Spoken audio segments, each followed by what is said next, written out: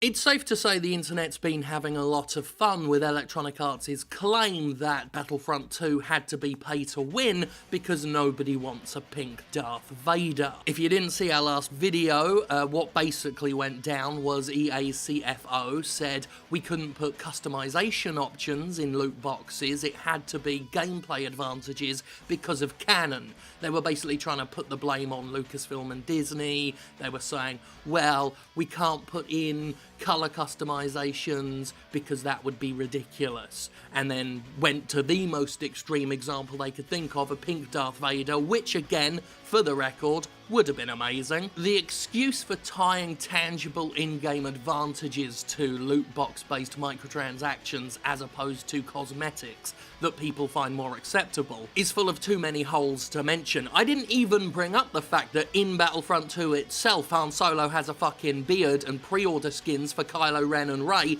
give them cosmetic differences. We poked many holes in the pitiful, pathetic excuse that EA's Blake Jurgensen served up to us. But the plot has thickened beyond there, because not only was Battlefield 2015 full of customization options that didn't at all fuck with Canon, it turns out that hidden in the files of Battlefront 2 are a lot of similar customization options that just aren't in the game.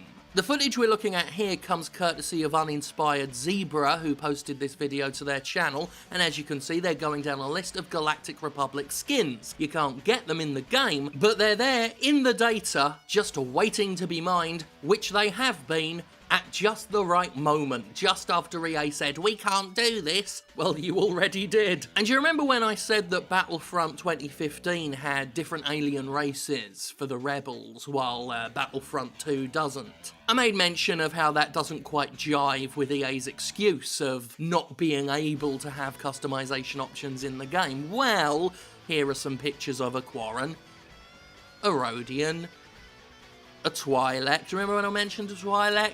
Yeah, Twi'lek Rebels, they were in Battlefront 2015. They're technically in Battlefront 2, just locked away, you can't get anywhere near them. And just to hammer the point home, here's another video from Dylan Rocket. This was posted more recently, showing off some other classes, some other customization options, some other cosmetic upgrades that could have been part of the loot box system, that could have been part of a less malicious, less greedy, less infuriating loot box system. Again, I need to point out, I would still have had a problem with it. I think loot boxes have no place in video games that you pay for. I think that microtransactions, period, have no place in a fucking premium experience. But there's no denying that if the loot boxes did not have the system it currently has, where it's full of star cards that give you legitimate player advantages, there would have been a lot less backlash. They wouldn't have been protected as much as Overwatch was, because EA's the publisher and they're not good guy Blizzard trademark, but the fury wouldn't have gotten so bad that, you know, the Washington Post picked up the story, the BBC picked up it wouldn't have become an international fucking crisis for Electronic Arts that got politicians involved. Bloody idiots. This is on top of the Battlefront subreddit having tons of fucking fun with Electronic Arts' Canon and pink Darth Vader comments. They've been going through official Canon source material, finding all sorts of Stormtrooper variants, even Trade Federation droid variants, just to completely, with a massive fucking mallet, hammer the point home that Electronic Arts is full to the brim, so full it's coming out of every orifice it has, full of liquid shit. I don't think I need to talk about that much more than I already have just now. EA tried to shift the blame more towards Lucasfilm and Disney for this. EA tried to take the focus away from itself.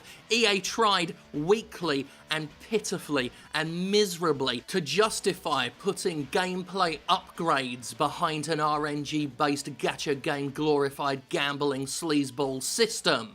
And they failed.